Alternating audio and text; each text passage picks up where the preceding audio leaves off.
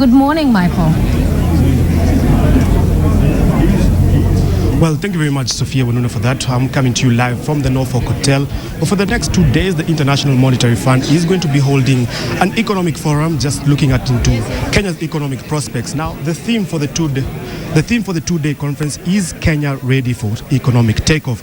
Now, some of those questions, the answers to that question is going to be addressed here today, but some of those things have already been identified. The IMF is one of the success stories in Africa in terms of how African economies are supposed to grow on a quantum basis.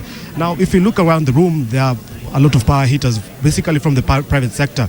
Now, also here are the people from the National Treasury, the central government, and just going to look at what are some of the things that need to be addressed for Kenya to be an economic giant in Africa and as well as a global contender in international business. Now, one of the challenges that has been addressed by the IMF in the past has been the quality of public spending.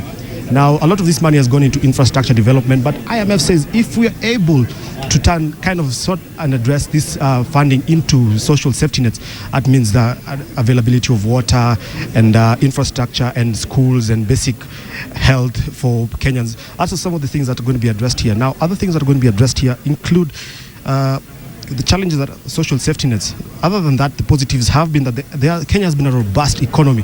Now, Kenya has been able to attract a lot of foreign direct investment into the country.